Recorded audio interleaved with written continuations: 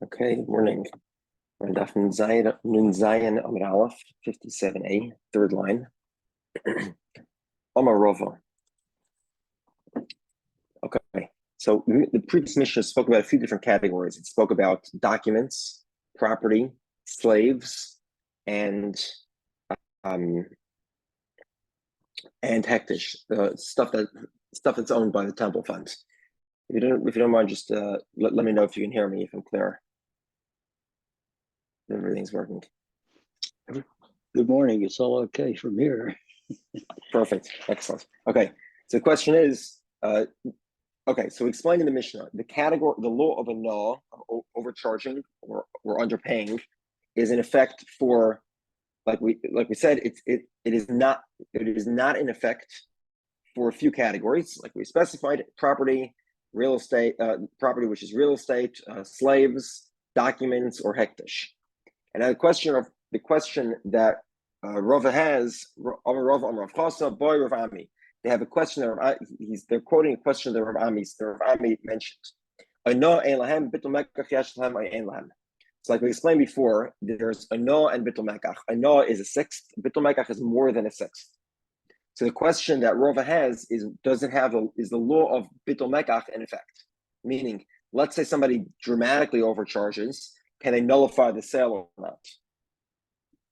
So Rav Yehudah, in a second. Hold on a second. Oh, good.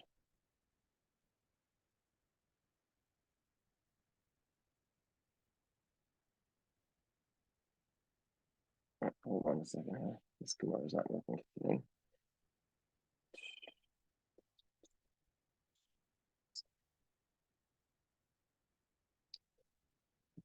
Just give me a second.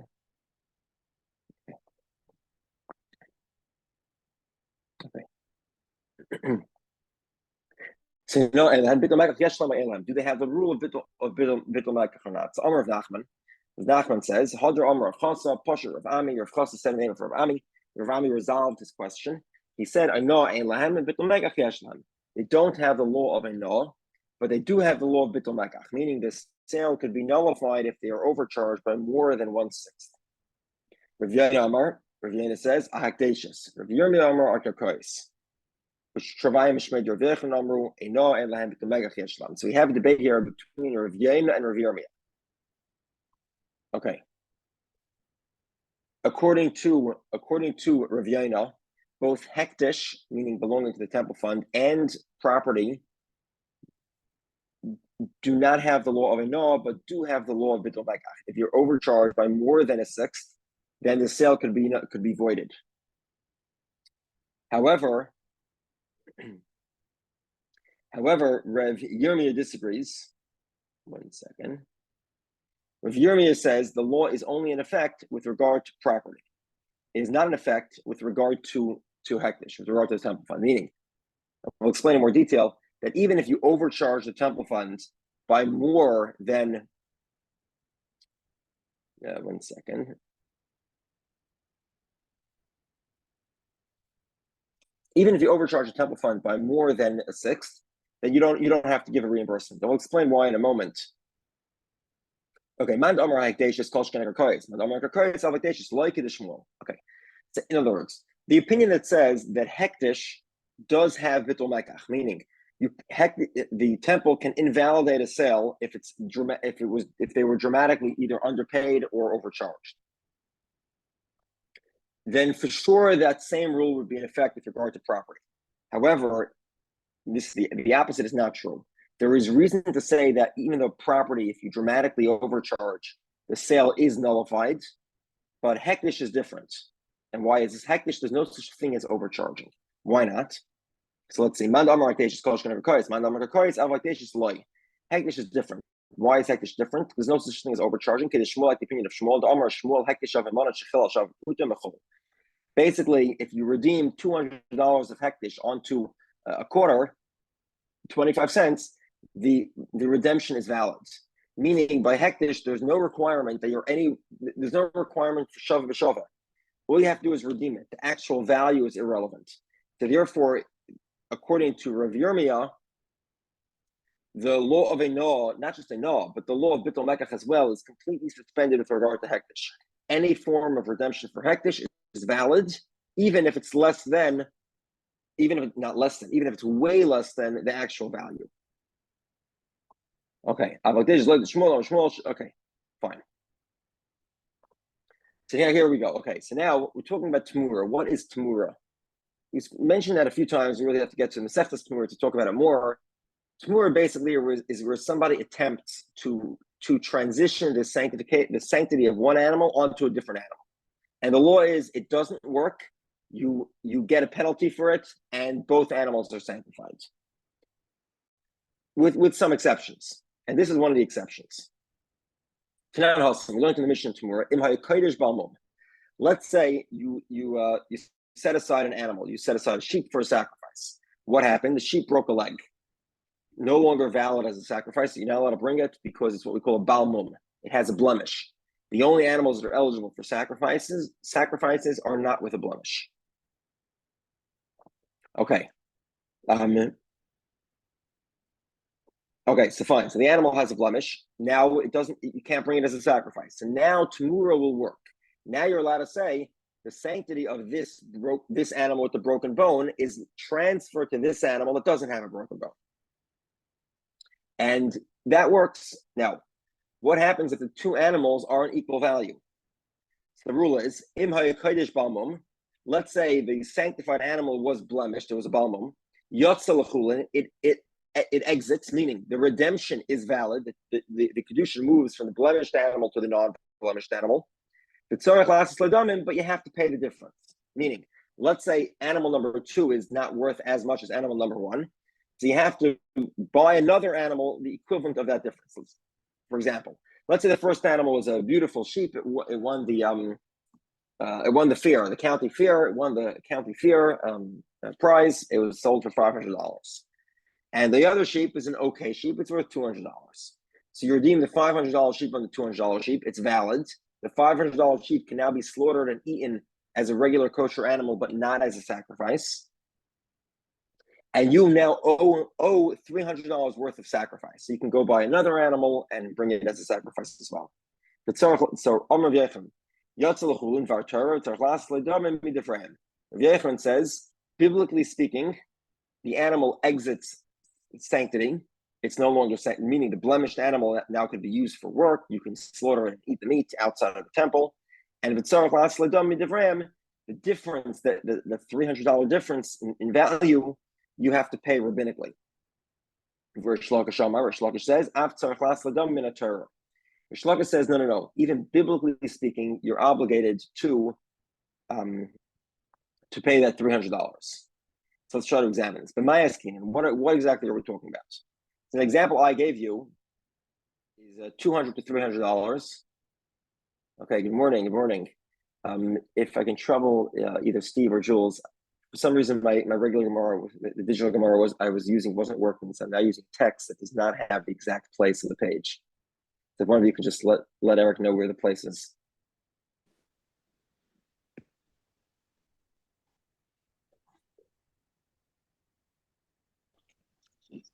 $57A2 at the bottom of the first column. Oh, I don't know if that's going to help Eric though, because of the different text format. Yeah, it's approximately 2/3 down the page to 57A. I'm not exactly sure where it is because the digital version I'm using isn't working today. Well, I think I can probably follow along, Rabbi. I'm only a third through my first gallon of coffee anyway, so. Okay, so we're B'maya Skinon. Yeah, probably about halfway down the page. B'maya Skinon. Ilem B'chtei No. What exactly is the scenario? Okay, so basically we said you're redeeming a blemished animal onto another animal. And in the example we gave, we said it was the blemished animal was worth $500. The non-blemished animal was worth $200. So there's a $300 delta there. That obviously is a no. I'm sorry.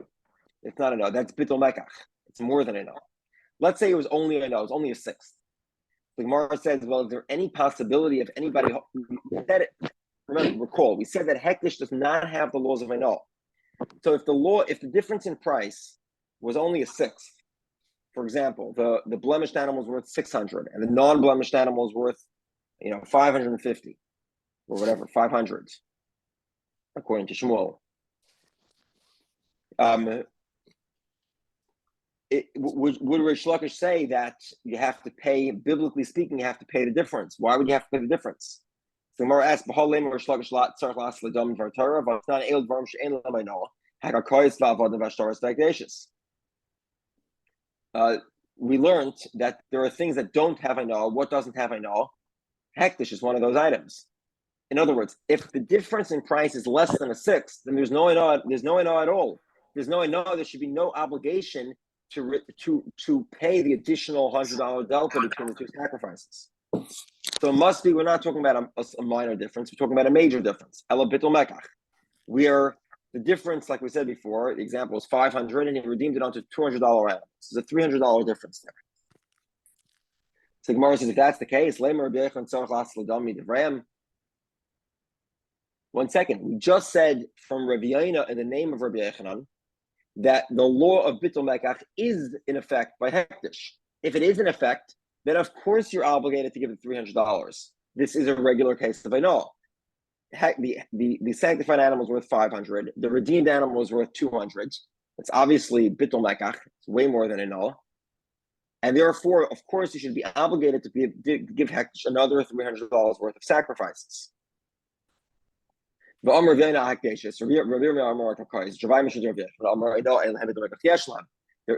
bitul mekach is in effect. So if the law of bitul mekach is in effect, then of course Rabbi Yehudah should agree to Rish Lakish that the obligation to reimburse hektish for the delta between the sanctified blemished animal and the redeemed animal, of course, should be a biblical obligation.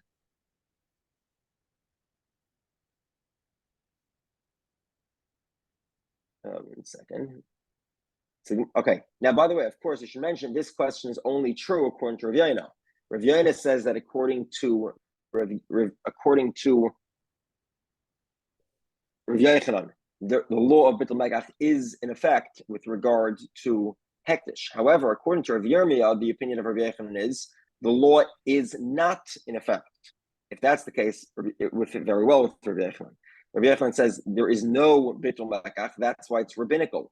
In other words, the law of nullification is not relevant by hektish, right? Because as we explained before, hektish has the law of Shmuel. The law of Shmuel is that the redemption does not have to be equal at all. Value is totally irrelevant when it comes to redeeming hektish. If that's the case, if that's the case according to the opinion of Rabbi Yirmiyah, so it would make a lot of sense why if you redeem a $500 animal on a $200 animal, everything is valid. Rabbinically, they said you should give another $300. But obviously, there was no fundamental problem in the transaction because hektish does not need to be redeemed for its value. Okay. 1 second. Okay. Simar says, bitul mekach. Of course, we're talking about the bitul mekach, meaning the difference in price between the value and the actual transaction was enormous, such that we would nullify the sale. The eibach Rabbi Yehudah switch it around, meaning you're right. According to Rabbi Yehudah, because the law of bitul mekach is in effect with hektish, and again, that's the opinion of Rabbi Yehudah. So therefore, biblically speaking, you are obligated. Meaning, switch Rabbi Yehudah and Rish Lakish. Rish Lakish previously said you're biblically obligated. Rabbi Yehudah said you're rabbinically obligated. Switch it around. Rabbi Yehudah says now that you're biblically obligated because the law of nullification is in effect, and therefore you can't cheat hektish, by dramatically underpaying, and therefore you owe hektish, biblically speaking, $300 worth of sacrifices. And according to Rish Lakish, you're not obligated to make that payment. The Gemara says, what's the debate here? But Shmuel, the opinion of Shmuel. The debate here between Rish Lakish and Rabbi Yehudah is precisely that of Shmuel. Meaning, is there any reason to redeem hektish at a roughly speaking equal amount? Should we, if we're going to redeem a $500 animal of hektish, is there an obligation to redeem it for roughly speaking 500 or not? Rabbi Yehudah says there is an obligation because Rabbi Yehudah does hold the law of bitul mekach, at least according to the opinion of Rabbi Yehudah. However, Rish Lakish says no. He invokes the law of Shmuel. The law of Shmuel basically says that there is no obligation to redeem hektish for its value at all. You can redeem it for whatever you want, as long as there's any type of monetary redemption, it's valid. Now we get a little bit more of a moderated opinion of that. Another possibility is the Kollel is through the Shmuel. Everyone agrees to Shmuel that fundamentally speaking, you don't have to redeem it for its equal value. However,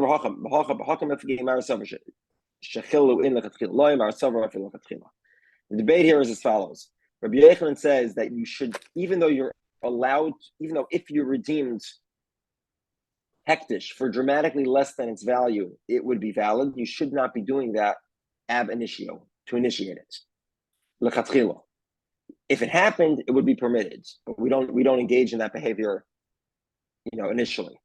And Rosh Hashanah says, no, there's no obligation to redeem hektish at its value. At any point, you can always redeem it for whatever you'd like.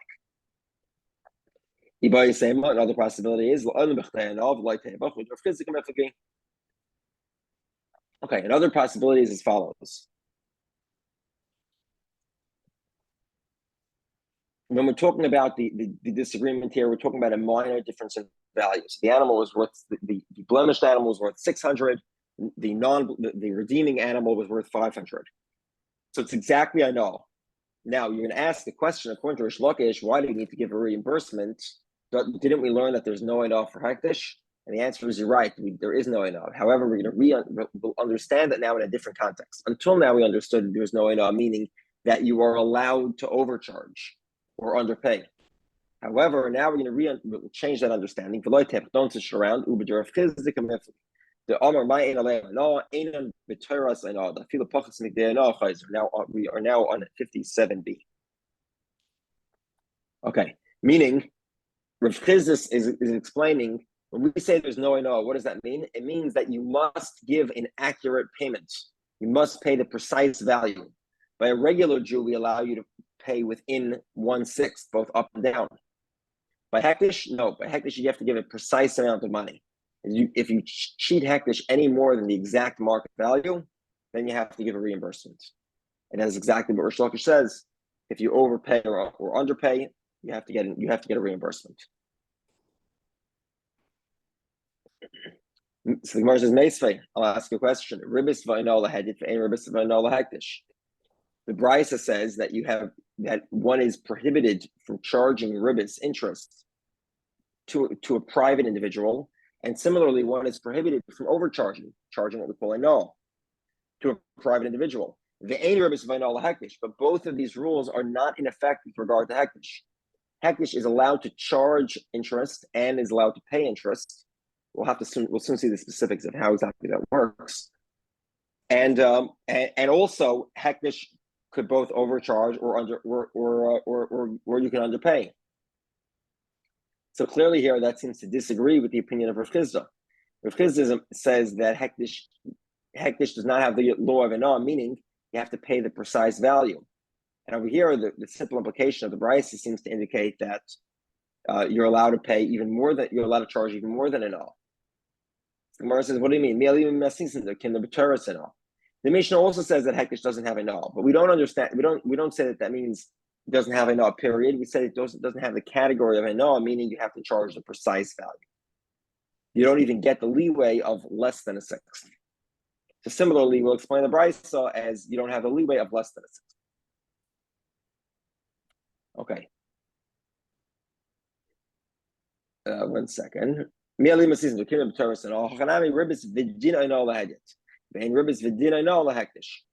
does not have the law of enah, meaning you have to charge the precise value. 1 second.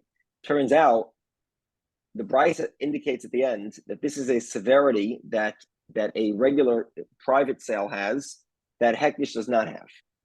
Now, the implication over there, this means that if it's more severe, that means that for a private individual, we give him the protections of enah. And hektish does not even have the protections of enah. If we would interpret like Rav Chizda, we would say hektish doesn't have the law of enah at all, and therefore hektish must be a precise amount. If that's the case, actually hektish is more severe than a private sale. You together? Meaning, If we say that a private sale is more severe, that means that a private sale, if you charge a no, you get a reimbursement. If you charge less than a no, it's forgiven. Hektish, even if you charge a no, it's still forgiven. That would be even if Hektish charges or you underpaid. You underpaid Hektish. It would be forgiven. That would be an example of more consumer protections for the individual or the private person, and less consumer protections for Hektish. That would make sense. But according to Rav Chisda, actually, there's more protections for Hektish, because Hektish must pay you must charge the price of Hektish must be precise. So there's more consumer protections for Hektish than there is for private individual. So Gemara says, Gemara says you're right. Aribis play. It's aribis. It's referring to the laws of interest. Indeed, it's true that a private person has more consumer protections for interest laws than Hektish does. Because again, Hektish is allowed to charge interest. So there's less consumer protections. The Gemara says, well, if that's the case, then it turns out listening I know. Well, if that's the case, then we can say two things are true. We can say, number one, it's true that a private person has more consumer protections over Hektish when it comes to interest. And also, when it comes to the laws of Oino, of overcharging, then Hektish has more protections over Hedyot. So we could say both of them. Why wouldn't we say that? So Gemara says, that doesn't make any sense. What exactly? In other words, it makes sense to point out where the law of the private individual is stricter than the law of Hektish. Meaning, we give more protections to the private individual than we do to Hektish. That's very unique, because generally speaking, it goes the other way. Typically speaking, when you're dealing with temple funds, you must be much stricter, which is why it is totally irrelevant to point out that this is an example of the laws of Hektish being more stricter than the laws of Hedyot, of a private person. Of course, the laws of temple funds are more strict than a private person. Obviously. The mission is only pointing out that the opposite here is true. That is unique. It's unique to say that there's more protections for the private person than there is for Hektish, and that is true with regard to the laws of Ribis. Okay, we'll pause here. Okay, now we get to the next discussion. So we spoke about how Hektish could charge interest. How exactly does that work? Ribis to Hektish Hechidami, what's the scenario? The first scenario is very simple. Okay, so what happened? The trustee of Hektish, he found the Hektish money, and what he did was he lent it to a friend. He said, I'm lending you $100. You got to pay back the temple fund $120. So he charged him ribis. He charged him interest. But there's a major problem here. The trustee is not allowed to be lending out Hektish money in the first place. By lending out Hektish money, he himself misused Hektish money. That's called Me'ila b'Hektish. And that actually turns the money into non-sanctified money. So he's not even lending Hektish money anymore. We're together? It's a major technical problem. You're not actually lending Hektish money because you're not allowed to lend Hektish money. And if you did it anyway, you actually misused it, and therefore that makes the money no longer sanctified. The money now is chayil. It's not sanctified. The havlu dehedyot, it's no different than a private loan. So Amar Raishi says, okay, so basically, please. We are on 57B, about a third of the way down the page. First word. And the first word on the line is askinan. Got it. Okay. Or maybe you can look at the next line, me'arba. Okay. So let's explain what's going on here. Okay, most of this discussion really belongs in the next parak, which God willing will begin. We will begin this on, I believe it's Achron Shel Pesach. Rabbi Brown will excuse me. Rabbi Brown will begin Ezu Neshach. Ezu Neshach deals with a lot of rules of ribis of interest, but really, I guess we could start now and sort of explain. The laws of interest don't just specifically pertain to the laws of loans. They're also in effect when you buy, trade, or sell things that fluctuate in value. and we'll discuss all the details. You'll get to the next paragraph, I can assure you. We'll discuss it at length. Your heads will spin off of it. Hopefully my head won't. But I can't guarantee that either. But again, the point here is that there's one of the laws, take it for granted now. We'll talk more detail next paragraph. Yeah. One of the laws of ribis as it pertains to marketplaces is as follows. You can only, this is like the sort of a futures type of relationship. So let's, for example, you have an airline, right? You want to sell tickets, but you don't know how much the fuel is going to cost you. So what do? You buy oil futures, right? So you sort of lock in the price today for your oil for the next few months. Same thing is true of anyone who uses large amounts of commodities over time. So they have to set their contracts and their pricing structure months in advance, but they don't know what the market's going to be months in advance, and they don't want to take that risk. So they hedge it. They don't hedge it. They usually set the risk by buying futures. Or selling futures. So for example, if you're an oil, let's say you drill for oil. So you want to be able to pay your mortgage for the next few months. So what do? You know you're going to be drilling 100 barrels of oil a day for the next few months. So you sell futures, right? And then when the future delivery comes, you deliver the item, deliver the contract. So the future contract says that the buyer has bought the 100 barrels of oil in 10 months from now at this price. And again, oil futures are actually physically settled. You actually deliver the physical oil. It's in Cushing, Oklahoma. That's where the official oil trading trading goes on. You bring your oil to Cushing's. The buyer comes with his coupon. He delivers the coupon to you. You give him the oil, and everyone's very happy. So now this is sort of a futures arrangement. We have a guy who wants to, let's say Hektish is a very good example. Hektish uses commodities. What's the commodity? Flour and oil. Now Hektish has to sort of buy their contract for a whole year. What they do is they take money from, it's called Trumas Alishka. So every Jew gives a coin into this big pushka, this big charity box. They take, and they're all silver coins. They redeem these huge containers full of coins. So they have $100,000 now. They need to buy oil and flour to last them a whole year worth of whatever. It's actually done 3 times a year, so it's a third of a year. So what do? They go to a guy and they make a deal with him. Here's the deal: we'd like to buy the future. You're going to deliver it to us when your stuff grows. We're going to buy it now at this price. Now, generally speaking, this is prohibited. This type of future relationship is prohibited so long as there's no market price yet for the item. Once the market comes in, then it's permitted. So, for example, like you go to a modern futures market, so the futures come with different dates on them, right? There are the near-term futures. You can buy futures out a week, 2 weeks, 3 weeks. The typical futures, the main contracts are the months. I believe they go out to 11 months in the standard contracts, maybe even longer than that. And then there are sort of far out that these are like custom contracts. They're over the counter. They're OTC basically, or pink paper. These are not tradable entities. There's no market for these things. They sort of have to be arranged. There's a broker, and he arranges the deal. Those type of deals tend to be also because of the laws of ribis. If there's a market, meaning if you can trade the future, then it's permissible.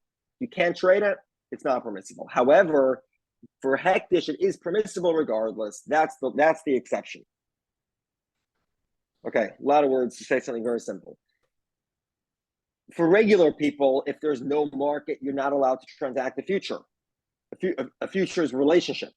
However, for Hektish, you're allowed to agree to the futures relationship even in the absence of a market. Okay, so we have Amar Vaishya, Hakam Vayaskim, and Jakim al Vasapik Solsais, Me'arba V'Amdu Mishalosh. What happened was, the agreement was that one coin was going to buy you 4 units of grain. And then the price increased. And now one coin buys you only 3 units of grain. So it's too bad. You're locked in. Tanya, you're going to the bright side. Makabel, the Sapik Sauces, Me'arba under Misholosh. I'm sorry.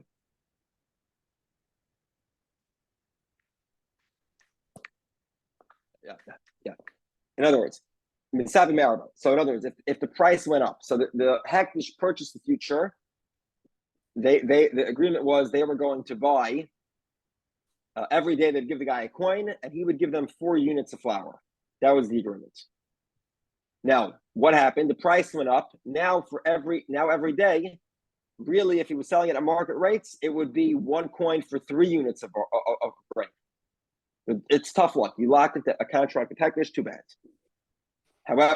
However, imagine the opposite. The contract was Mishalish. Hektish made a contract with him. Every day we're going to give you 1 coin, and you have to give us 3 units of grain. And then the price decreased. Now the market rate is 1 coin gets you 4 units of grain. So what's the rule? He has to give them 4 units of grain every day. Because Hektish is allowed to engage in these types of relationships, which for a private person would normally be prohibited. Okay, so this explains what does it mean that Hektish is allowed to engage in violating the laws of Ribbis. The answer is Hektish to engage in these types of futures relationships, which are normally prohibited under the laws of Ribbis. And again, why and the details, that will be for the next part. Okay, Papa says, okay,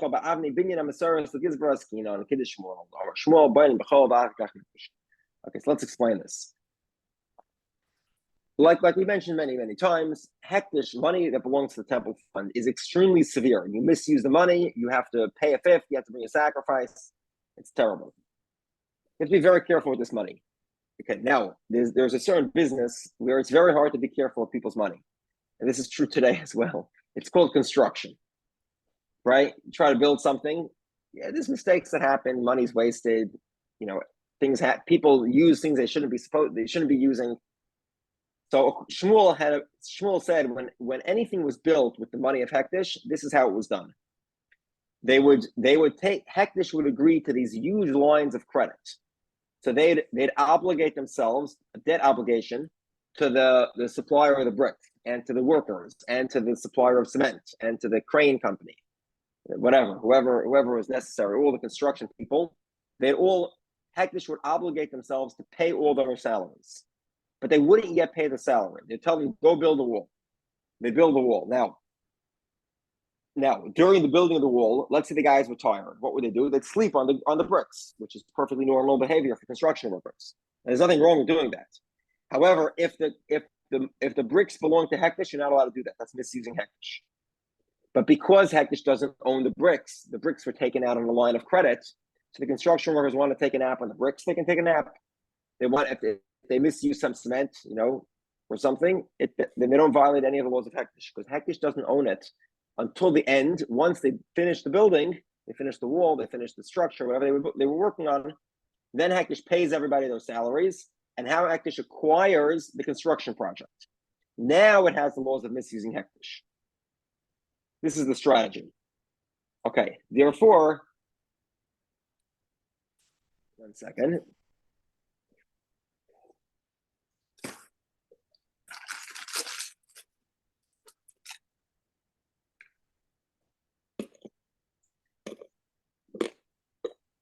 Okay, and therefore, using this system of credit, that it's sort of Hektish will own it in the future if the Hektish trustee, let's say there's some extra bricks, and Hektish hasn't yet paid for the bricks.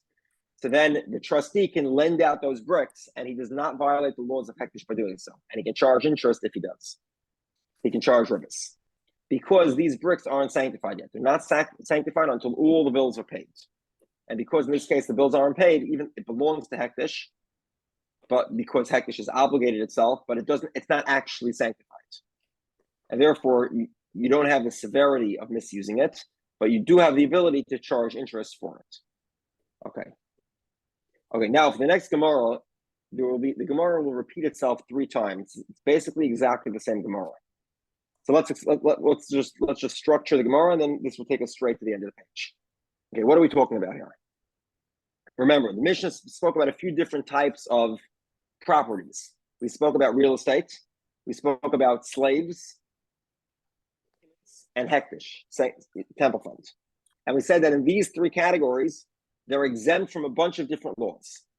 Right now, what we're going to do is we're going to go through each of those laws and point out how when the Torah describes each of these laws, it deliberately exempts all of these categories. Again, real estate, slaves, documents. So, and it's exactly the same Gemara 3 times. Let's start off. The first one is kefil. If a robber steals one of these items, he does not pay double. You know what I mean? How do we know this? So Tana Rabbanan, a kol dvar pesha. This verse is deliberately specifically referring to paying kefil, paying double, and we have what we call a klal prata klal here. A kol dvar pesha, any type of negligence. That is a very generalized statement. Okay, then we get some specifics here. Al shor, al chamor, al seh, al salmo. Ox, donkey, sheep, clothing. All those are prat. Those are all specifics. Al kol aveda, any item that was lost. That's a very broad statement. That's a klal. Asher yomer, chaz of a kol. Klal prat, klal. You have to do al kana prat. We have to create a generalization that's similar to the specifics. What's the generalization that's similar to the specifics? The general rule that's similar to the specifics is maha prat mefurish called mefurish davar on top of the guf and just like the specifics are movable and they themselves represent value. They are value, meaning a sheep is value, a clothing is value. Same thing with a donkey or an ox, and they're all movable. Okay. Yotsu karkois, real estate, she'ena metaltal, it's not movable. Yotsu avodim, slaves, shehokshul karkois, they have the same halachic rules as property, even though they are movable. And we've seen that when we discussed Masechet Gittin previously. Slaves and property always have the same rule. Yotsu shtaras, shafish and talflin, and guf and mammon. Documents don't represent value. They represent the ability to acquire value. A document has no value. It's the fact that I can use it to get value. Or that's excluded. And what about hektish? Amakra re'eo, your friend. Your friend excludes hektish. Re'eo v'lo hektish. Okay, that excludes kefil. Not only that, if you steal a sheep or a goat that would belong to hektish, I'm sorry, a sheep or an ox that belong to hektish, you don't pay 4 or 5. Why not? Because if you don't pay kefil, you don't pay 4 or 5. My time when you pay 4 and 5 for stealing and then slaughtering or selling a sheep or an ox, that includes the kefil penalty. If you don't pay kefil, then you don't pay 4 and 5 because the Torah says you have to. The only such thing as a payment of 4 or 5. If you're not paying kefil, then it would be 3 or 4, and there's no such payment as 3 or 4. So because there's no kefil, there's no dollar behay. Next, shomer chinam ein nishba. A shomer chinam does not make an oath if he cheats or steals in any of these categories. We know immediately. How do we know this? Same Gemara. Tana Rabbanan we learned. Somebody gave something to his friend. What did he give his friend? Anything. That's a general statement. Okay. Kesef Aikelim, money or vessels. That's very specific. Prat. Beguna mebesa ish. Then it was stolen. What was stolen? Anything was stolen. Chaz of a kol. That puts it back together into a general statement. Klal of prat to klal. Iyatadon al kana prat. Now our job is to abstract a principle from the specifics. What's the principle? The same as before. It has to be movable and actually have value. So too, the law of Shomer Chinam is only in effect if the item is movable and has value to it. Okay, therefore, property is not movable. Slaves have the same law as real estate. Documents, even though it's movable, it does not have any value. Does not have any intrinsic value. It represents the ability to get value, but it doesn't have its own value. Okay. What about hekdeshus? Again, the verse specifies it has to be your friend, and that excludes hekdesh. Noisei socher is a paid watchman. Also, doesn't pay. He does not have the laws. In other words, if he's negligent, he doesn't have to pay for his negligence. How do we know this? Same Gemara again. The Tana Rabbanan we learned. He didn't shore eo klal. A guy gives his friend something to watch. That's a general statement. Chamor or shor isa. A donkey, an ox, or a sheep. Prat. Those are specifics. B'chol behema lishmor. Or I'm sorry. Okay. The real category here is lishmor, to watch. Presumably meaning anything that's given to watch. Chaz of a kol. That puts it back into a broad category. Klal prat klal. Yat gonal kana prat. We have a generalization then followed by specifics. We have to abstract the principle. What's the principle? The principle is movable and has value. Yotsu Karkais, therefore property is excluded, She'ein Metaltal, and it's not movable. Yotsu Avodim, slaves are excluded, Shehoshin Karkais, because they're compared to property. Yotsu Shtaris, documents are excluded, She'afish Metaltal, even though they're movable, Ein Guf and Mammon, they do not have any value. Okay. Gemara says, Hekdeshis Amar Kra Re'eu V'Leishal Hekdesh. What about Hekdesh? What about things that were sanctified? So Gemara says, Re'eu Amar Rachmana Re'eu V'Leishal Hekdesh, it has to belong to your friends. And that necessarily excludes Hekdesh because Hekdesh is not your friend. Okay.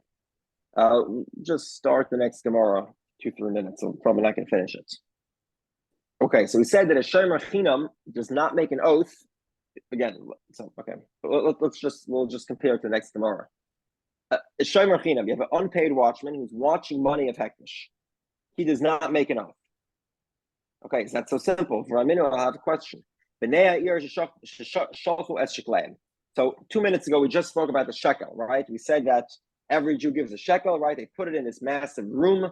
There's piles and piles of coins. They come with these enormous vessels, very tall, thin vessels, and they scoop out 3 vessels 3 times a year of these coins.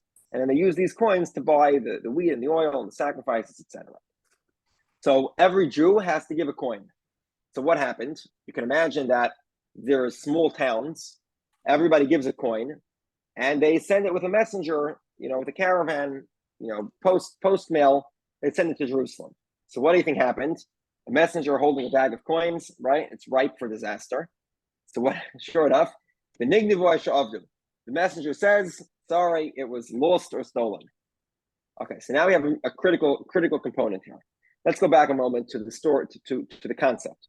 So again, what's the idea here? Why are we all giving these coins? If you remember, by the way, I believe it was Tinus Esther, the day before Purim in Shul, they had a pen and they had a bunch of $50 coins, and everyone would give 3 $50. This is a zecher. It's a custom we do to remember the original obligation to give a half a shekel coin.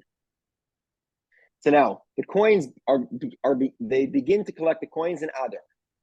And hopefully, most of the coins get there by the time Nisan comes around. 3 times a year, they're collecting these massive vessels full of coins. The first one's in Nisan, and then in, I believe it's Shavuos time and Sukkot time, if I remember correctly. Okay, now, what happens is the guy who walks in, he says like this. He says, not only am I separating the coins from all the coins in this chamber, but I'm actually separating it from all the coins that now belong to Hekdesh, because a lot of the coins are en route. They haven't gotten here yet. But I want those people who have already given the coins to have a portion in all the sacrifices. The whole idea here is this way every Jew participates in the sacrifices. So because I want all the Jews to participate in the sacrifices, I'm doing, not only am I separating, do these coins represent all the value in this room, they actually represent the value of all the coins everywhere in the world that were given. Okay. So, now, the guy, they're sending the coins, and there's, okay, so we have, it looks like we have 6:41, we have to stop here, check us in 4 minutes. We'll continue tomorrow, discussing this scenario. We'll have a little bit of background then, and we'll try to point out how over here what's going to happen is next